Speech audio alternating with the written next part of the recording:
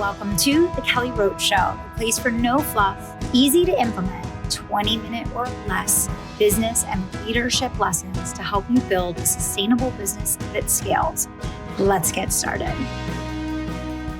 How to increase customer retention, a topic that is very timely and super important for all businesses in 2024.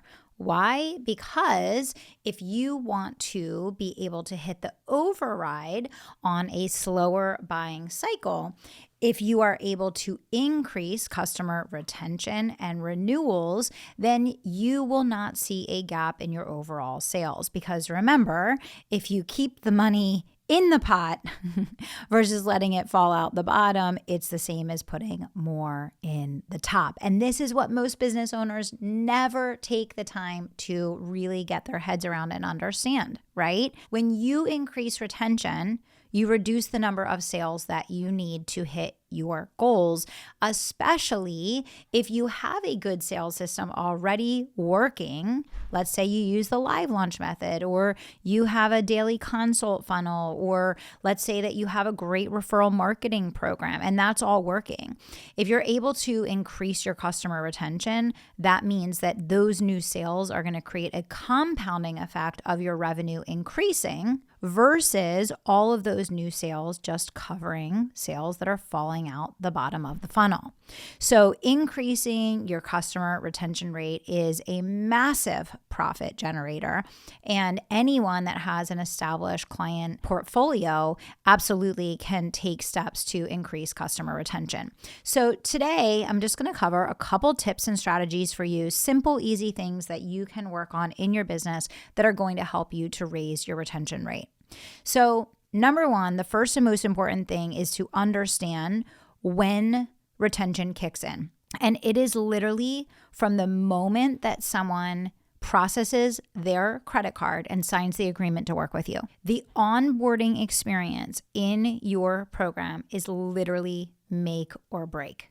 This is why across all of my companies, even in virtual business school where we are literally selling digital products, a human being reaches out to every single customer upon sale to make sure that they have access, that they understand how to use the product, that they have what they need, that they're clear on what to do, that they feel taken care of. Our objective is to connect with a new customer as soon as humanly possible after that credit card is processed to make sure that they immediately feel the white glove service of, we are so excited you are here. We are so thankful to have you on board. What can we do to make sure that not only do you know where to go and what to do, but how to use the product to your best and highest use?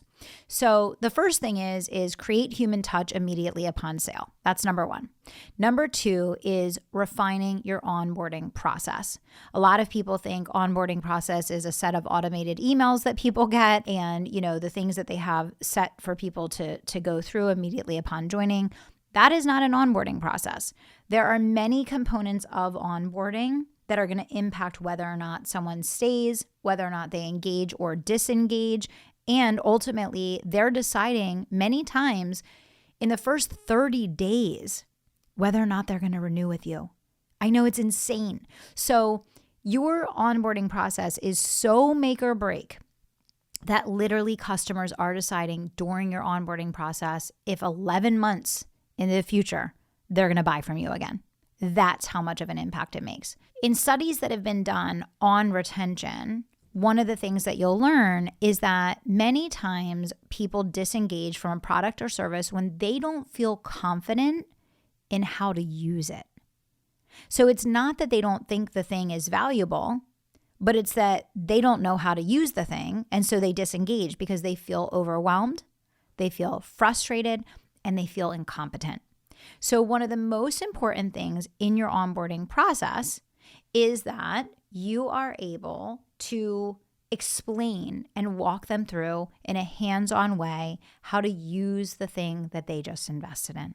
The third big thing is customizing their experience of your product.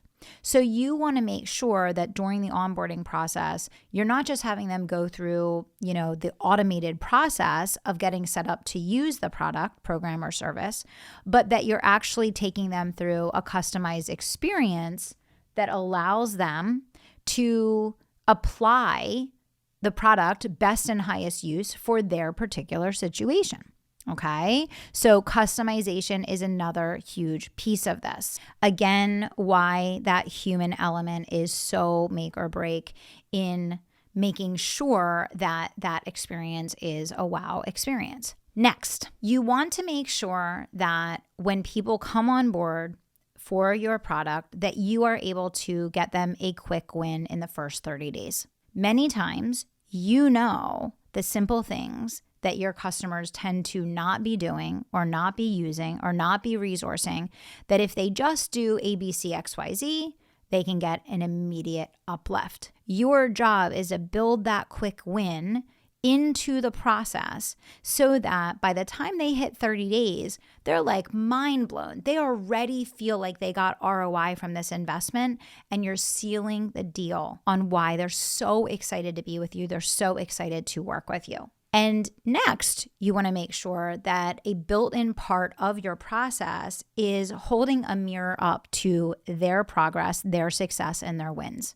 This is one of the most important psychological factors of why people don't renew.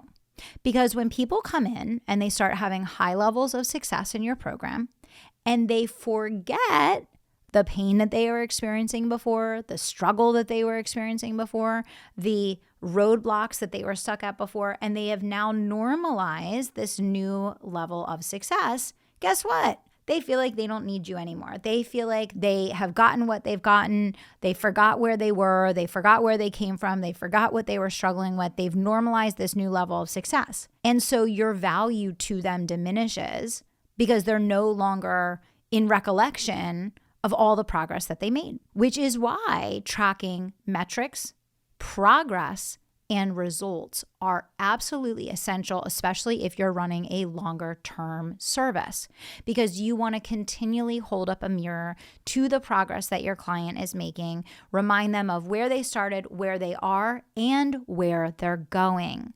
It's really easy, especially around the midway point in your program, for people to kind of get a little lost. They're in the midst of the very hard work that works, but they may not be seeing the big breakthrough results at this point. Now they're in the point where they're like running the reps, they're going through the motions, they're doing the hard work. It's not bright, shiny, and new anymore. They're now getting a little bit of that grass is greener syndrome, wondering if they should try something new, wondering if they should switch it up, which is why you need to make sure that you have periodic reviews of their progress, their metrics, their outcomes, where they were and where they're going. You have to resell them on the dream. You have to remind them of why they're here. You have to remind them of all the reasons why they said they were going to do this and all the things that matter to them and why they made the commitment to get started in the first place. So I just gave you probably 5 core things right at the beginning and throughout your program that are going to be like hugely make or break in getting you the results and outcomes that you want from a retention perspective. Now I'm going to quickly talk about just a few things on the other side that are going to also impact your retention. Okay, so we want people to stay longer. We want them to spend more. We want them to be our client for life, which means that you need to make sure about 90 days out from when they're going to be completing with you that you begin to have a next steps conversation. What are the options that they have? What's the next big goal that they have? What would the next product, program, or service of yours look like? Does it make sense for them to go back through the system again? Is there a more advanced tier that they can move into? And this is where having your product ladder dialed in is really, really important. You want to make sure that the people who are ready for mastery level can go to mastery level. The people that need to repeat again, that there's an incentive to stay there and to go through that product, program, or service again. The people that are satisfied with their results and want to go into maintenance, you need to have something for them.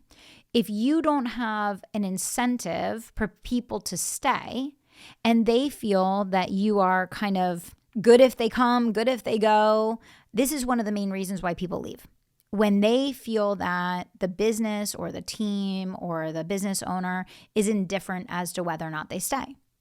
If a client feels like it's really important to you that they stay and they feel that you're invested in them staying there, you're customizing a plan for them, you're customizing a package for them, you're offering them options, you're talking to them about their goals, you're really dialing in the conversation to make it specific to them and to make it, dialed in to get like the outcomes that they want, and they feel that you're working to keep them as a client, that's going to be a whole different experience for them.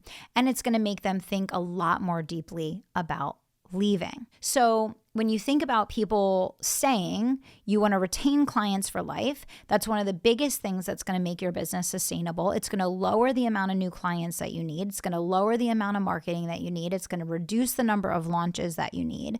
There are so many areas of the business that this impacts. You can develop sophistication in your servicing and in your team, but really understanding all of those points in the process where someone is making a decision over and over again about whether or not they're going to keep buying from you is key. And this is why you've been hearing me talk incessantly about the focus on the customer's operating reality, because the more that you can get in their world and really understand what they're thinking and what they're feeling, that's going to make it easier and easier for you to customize this process to make it feel really good for them and to make it feel really good for you, and to also create a predictable outcome. So I hope you got lots of tips and strategies to use on today's episode. I hope you'll share this episode with someone that wants to have a lower churn in their business and get bigger results fast. Thank you so much for tuning into the Kelly Roach Show. I could not do what I do without you all listening in each week, and I would so appreciate if you would share this episode with someone that you think it can help. Thanks so much, and we'll talk soon.